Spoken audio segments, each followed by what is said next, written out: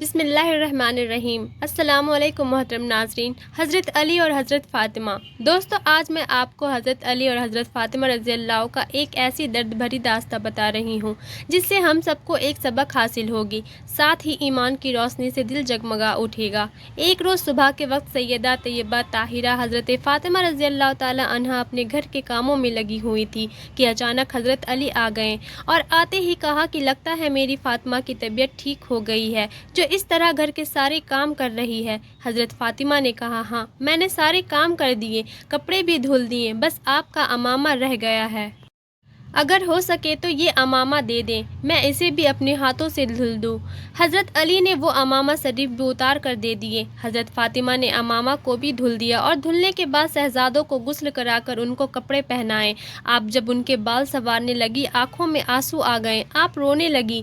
حضرت علی نے رونے کی وجہ پوچھی تو حضرت فاطمہ نے کہا کہ مجھے ایک خیال نے رلا دیا۔ حضرت علی نے پوچھا، کون سا خیال؟ حضرت فاطمہ نے کہا، اللہ جانے کل میرے بچوں کا کوئی چہرہ دھلے گا کہ نہیں، کل کوئی ان کے بال سنوارے گا کہ نہیں۔ یہ سن کر حضرت علی کے آنکھوں میں بھی آنسو آ گئے۔ آپ نے کہا، فاطمہ ایسا نہ کہو، آپ ایسی باتیں کیوں کر رہی ہو؟ جناب فاطمہ نے جواب دیا، میرا دنیا سے جانے کا وقت قریب آ گیا۔ حضرت علی نے پوچھا کہ ایسا کیسے کہہ دیا؟ تو آپ نے بتایا کہ تہجد کی نماز پڑھ کر میں فجر کی نماز کے انتظار میں بیٹھی تھی، آنکھ لگ گئی، خواب میں مصطفیٰ آئے تھے، فرمانے لگے، فاطمہ بہت دن ہو گئے، جدائی تمہاری برداشت نہیں ہوتی، آؤ اب اپنے ابا جان کے پاس آ جاؤ۔ اتنا سن کر حضرت علی کے آنکھوں میں آنسو آ گئے۔ حضرت فاطمہ نے شہزادوں کو تیار کر کے کہا کہ شہزادوں جاؤ، مصطفیٰ کی مزار پر میرا سلام پیش کر آؤ۔ اس کے بعد جناب فاطمہ نے علی کا ہاتھ پکڑا اور کہنے لگی، مجھے آپ سے کچھ بات کرنی ہے، میرے پاس وقت بہت کم ہے، کیا آپ مجھے کچھ وقت دیں گے؟ حضرت علی نے پوچھا، کیا کہنا چاہتی ہو؟ نبی کی شہزادی جناب فاطمہ نے اپنا دامن پھیلا کر کہا، میں آپ سے کچھ مانگنا چاہتی ہوں۔ حضرت علی نے کہا، مانگو، کیا مانگنا چاہتی ہو؟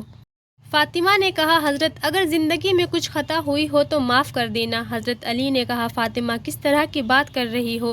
تم نے پوری زندگی صبر کے ساتھ گزار دی۔ حضرت فاطمہ نے کہا، ہو سکتا ہے آپ نے مجھے کچھ حکم دیا ہو اور مجھ سے تاخیر ہو گئی ہو تو مجھے معاف کر دیا جائے۔ حضرت علی نے فرمایا، اے فاطمہ، مجھے یاد ہے کہ تم نے اپنی زندگی میرے ساتھ اس صبر کے ساتھ گزاری کہ کبھی ایک لقمے کا سوال نہیں کیا، تم نے پابند لگے کپڑے تو پہنے لیکن لباس کا کبھی سوال نہیں کیا۔ اے فاطمہ، مجھے ساری زندگی تم سے کوئی شکایت نہیں ہوئی ہے، لیکن اے فاطمہ، میں بھی کچھ کہنا چاہتا ہوں کہ کل قیامت کے دن مصطفیٰ کے ساتھ کھڑی ہو تو کہیں میری شکایت مت کر دینا، یہ مت کہنا مصطفیٰ کس کے ساتھ چھوڑ کر آئے تھے، اس کے ساتھ جس نے فاطمہ کو کبھی بھر پیٹ کھانا نہ کھلایا، اس کے ساتھ جو فاطمہ کو کبھی نئے لباس نہ دے سکا۔ یہ سن کر حضرت فاطمہ کی چیخ نکلتی ہے۔ آپ فرماتی ہے، علی ایسی بات نہ کرے۔ پھر حضرت فاطمہ نے کہا، علی میں ایک اور بات کہنا چاہتی ہوں، میرے انتقال کے بعد تم جس سے چاہو نکاح کر لینا، میں تمہیں آزاد کرتی ہوں، لیکن یاد رکھنا مہینے میں کم سے کم 2 دن میرے بچوں کو دے دیا کرنا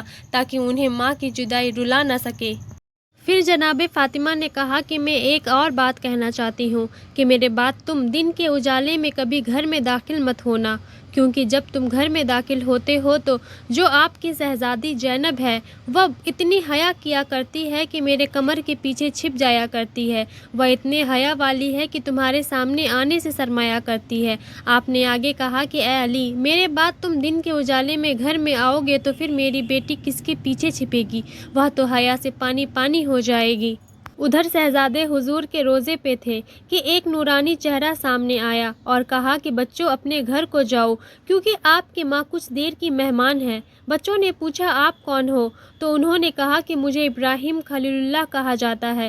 بچوں نے کہا، صرف یہی بتانے آئے تھے؟ اس نورانی چہرے نے کہا، صرف میں نہیں بلکہ سارے انبیاء، خود مصطفیٰ تمہاری والدہ کی روح کے استقبال کے لیے مدینہ آئے ہوئے ہیں۔